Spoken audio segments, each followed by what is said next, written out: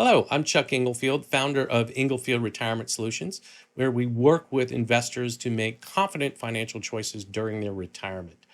This is my economic update for the fourth quarter of 2023. The agenda for this economic update is about the Federal Reserve, and is the Federal Reserve done raising interest rates? And why does that matter for us as investors?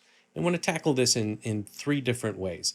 We'll talk about first what the impact of increasing interest rates is on both stocks and bonds. Then we'll move to where are we now and where might we be going with regard to inflation, interest rates, economic growth, and jobs. And then we'll wrap up with where are the opportunities when we see a directional change in interest rates, meaning when interest rates do eventually start to go down.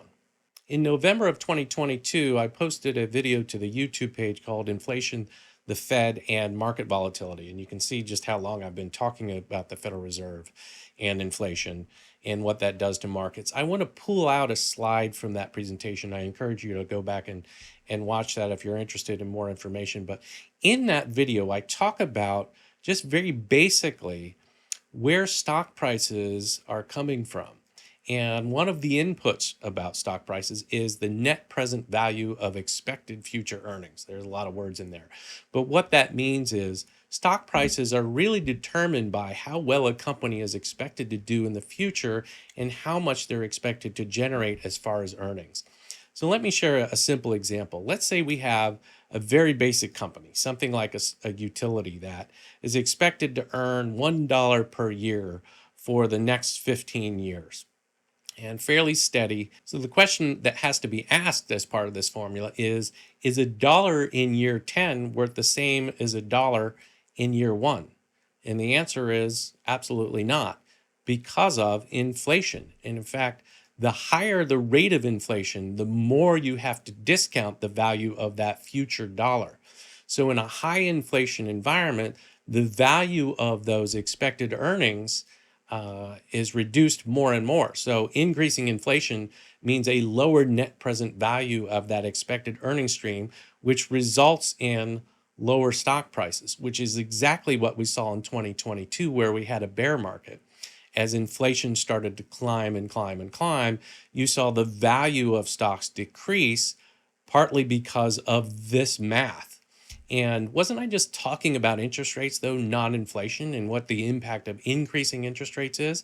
It's the same as inflation. So increasing interest rates has the same effect on that net present value of expected earnings as does inflation. So now you can see the real challenge or the real headwind we've had over the last couple of years, where you've seen inflation going up and interest rates going up at the same time. So it seems logical that stocks would definitely drop in value in that kind of an environment. In fact, here's one of my favorite charts. I share this almost every quarter. So this is a bar chart that shows the performance of the S&P 500 index, stock index, going back to 1980. And the bar chart represents the return for each year. So if we go back to 1980, we can see that stocks returned 26% that year. And you can see the results moving forward. But let's take a look at 2022, the year that just ended. You can see that stocks ended down 19%. The red dot here you see says negative 25%. Well, what's that? That is actually how far stocks were down within the year. So stocks bottomed in October of 2022 and then started to rebound from that bear market. But at one point in 2022, stocks were down 25%. And it's because of those headwinds of rising inflation, rising interest rates, that we saw that. Now, the Fed continued to raise interest rates into this year, and the market has climbed about 9%, but we haven't recovered fully from last year's bear market. And you can see that we've actually even had a 10% decline, and that's happened very recently in stocks within this year. And before I leave this slide, I'll point out one of my favorite data points was, despite the average intra-year drop of 14%, that's a normal year when stocks pull back 14%, annual returns on the S&P 500 index were up 32 of 43 years. So that's kind of encouraging news and why we want to stay the course. with our long-term strategy in the face of short-term fluctuation. So that's what happens with stocks in a rising interest rate and a rising inflation environment. Let's talk about bonds. I'm pulling a slide from another YouTube video that you can find on my channel. And this is about how interest rates move bond prices. And it's a teeter-totter effect. So as interest rates increase, bond prices tend to fall. And you can see that here. And I've added another data point to this discussion, which is depending on how long until that bond matures, the interest rate impact on prices will be larger or smaller. So you can see that a bond that matures in 1 or 2 years won't decrease in price as much as one out 20 or 30 years. And we've seen this impact on bonds as the Federal Reserve has been raising interest rates. In fact, year to date 2023, we've continued to see this impact. So on this slide, let me zoom in on the bond returns based on maturity. And as you can see, the 2-year bonds year to date through the end of October are up a little bit, but 5-year, 10-year, 30-year bonds have dropped in value as the Federal Reserve has continued to raise interest rates. So we're seeing that impact of the longer maturities have a bigger price impact. And as I'll talk about in a minute in the opportunities section, this also works in reverse. So if you're interested in more information about the dynamics of interest rates and bond price movements and really just how bonds work in general, there's a video on the YouTube page. And I promise to stop promoting the YouTube page at this point, because if you're watching this, you're already on the channel. However, I do have a request. You can see that as of early November 2023, there are 57 subscribers to the page, which I'm very excited about since I really just started promoting it a couple of months back. But I have a goal that by my birthday, we have 100 subscribers. Now, my birthday is at the end of November, so it's coming very soon. So if you have not subscribed, I ask you to please do so. You just click on the button down below. And if you also click on the bell icon, you'll be notified every time I upload new content, which is usually every couple of weeks when something interesting or impactful is happening. So this upcoming birthday reminded me of a cartoon that I've seen recently that I'll share with you. That, you know, if you're in my age group or more, you're having the same experience, which is kind of funny sometimes, but not always. So let's move on to the next part of our discussion, which is where we are now and where we might be headed. Now, to summarize, inflation is driving the Federal Reserve's interest rate policy. The Federal Reserve is raising interest rates to try to tamp down inflation, and it is working. But as we've seen, interest rates and inflation are driving valuations on stocks and bonds. So it would make sense for us to understand where things are now and where they might be headed. So it'll make sense to us how that might impact stocks and bonds as we move forward. So we're going to start with a look at, where does inflation go from here? What's the Fed's strategy? And can we avoid a recession as the Fed tries to slow this economy with interest rate hikes? Let's start with the inflation statistics. So one of the inflation numbers the Fed likes to look at is what's called the personal consumption index. And you can see that it's been steadily dropping since late last year. And the Federal Reserve has projected where they think it will go from here. So originally projections were that it would be under 3% by the end of this year. Don't think that's going to happen, but you can see that the Fed expects the inflation numbers to continue to come down. In fact, in their most recent meeting here at the beginning of November, they decided to pause instead of hike interest rates yet again. There's really a delayed impact on interest rate hikes. So usually you don't see the full impact until about 6 months after that rate hike. So they have tried to slow the economy. I think they're on pause right now to determine, hey, have we done enough? But what they've said all along is they expect to keep interest rates higher for longer. So it means that maybe they're not going to drop rates right away, but they'll hold rates a little bit higher. So there's an interesting chart the Federal Reserve puts out every month, which shows what they call the dot plot. And each dot represents another regional Fed participant and what they expect that they want to do with interest rates. And so you can see that the dots here in 2023 really just have the Federal Reserve holding rates where they are. And as we move into the future, there's much more dispersion of the expectations around what they will be doing with interest rates. You can see next year, it looks like the majority is that think that they're going to hold rates higher. And if they do drop, they're not going to drop dramatically. But as you move into 2025 and beyond, rates will start to come down. And that's why I finished this presentation with a discussion of what opportunities exist when we reach that point. Let's talk about the impact of the rate increases so far and what that might mean for us. So the last 9 times the Federal Reserve has gone into this rate hike cycle, which is shown on this chart here, they've caused a recession. So the shaded gray area shows when there was a recession. So you can see as they went through these significant rate hike cycles, and this is going back really to the 50s, each time they've done so as meaningfully as they've done now, there's been a recession. Some of them have been longer, so as the line is thicker, some of the gray line is thicker. The recession lasted longer. We had a very brief recession back in 2020, which was part of really the beginning of the pandemic. But the question the markets have been grappling with is, are we going to have another recession given what the Fed has done with interest rate hikes? Well, so far, the answer has been no. And in fact, the last quarter, economic growth jumped significantly. So this is the gross domestic product, what we produce as a nation. It just shows if the economy is growing. You can see that in the fourth quarter, we hit 4.9%, which is more than double the previous 4 quarters.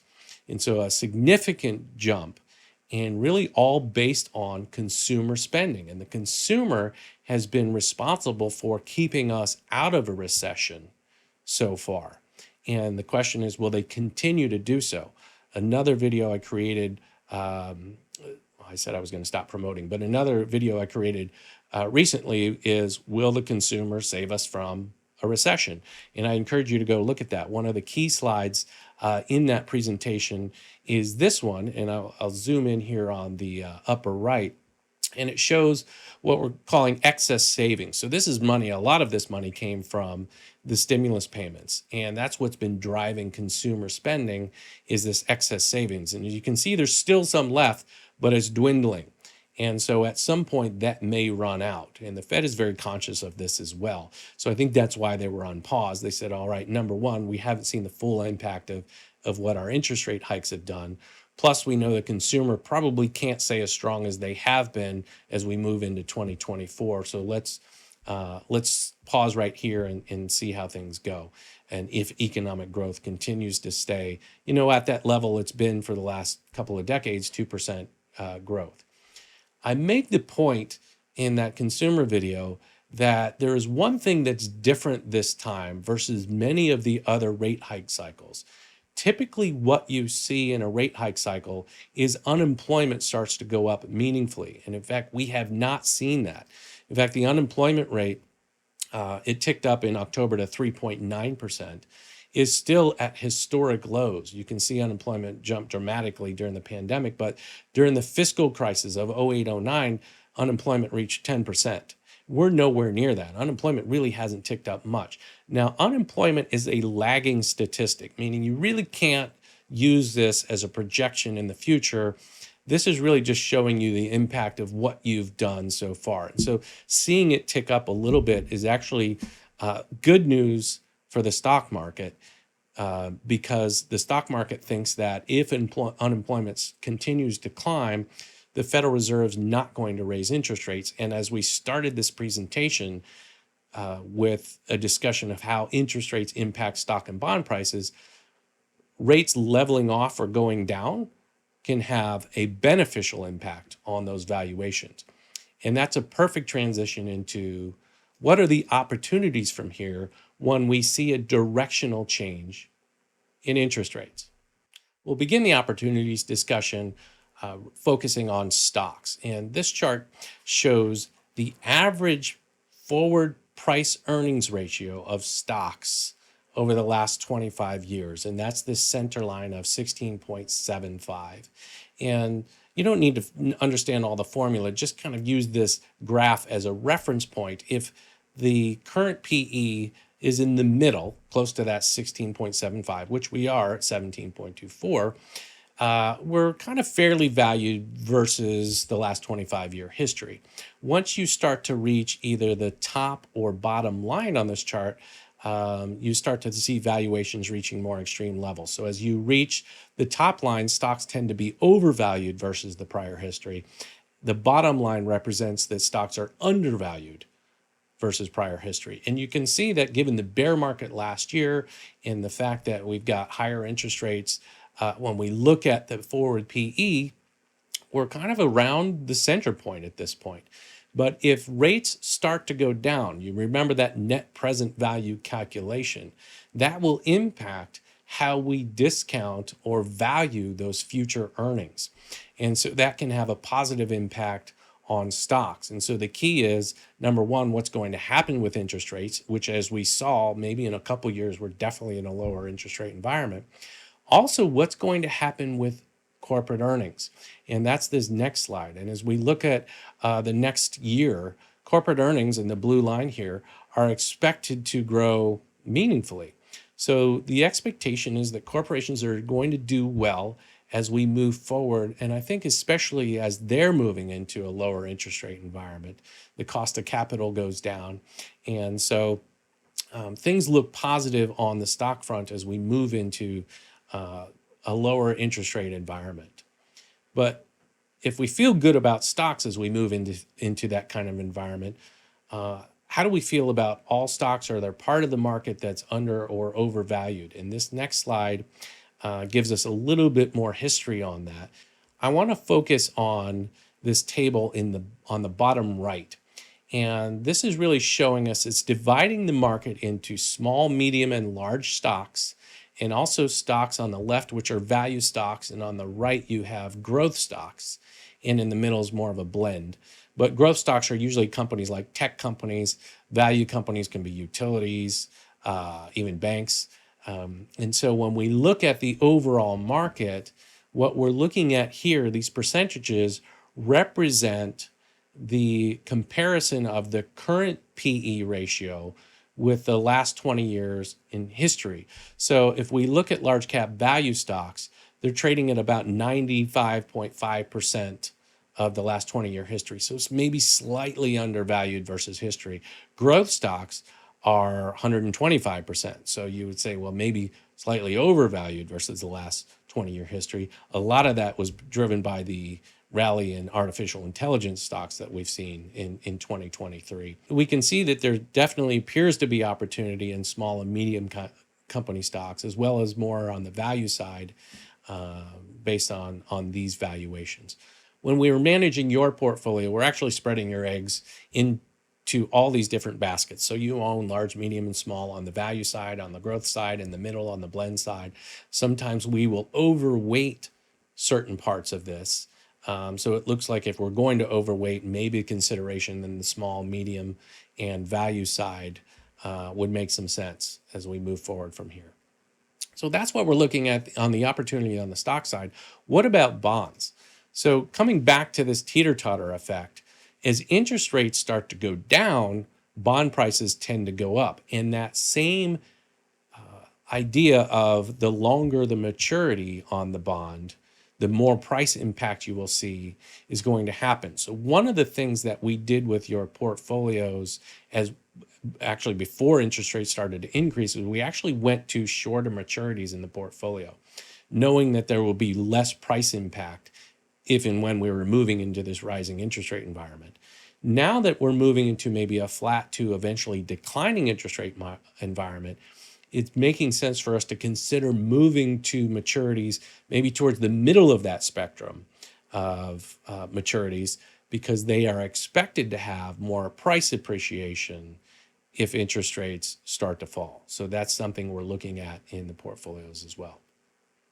And then I'll wrap up with what continues to be an opportunity relative to U.S. stocks, and that's international stocks.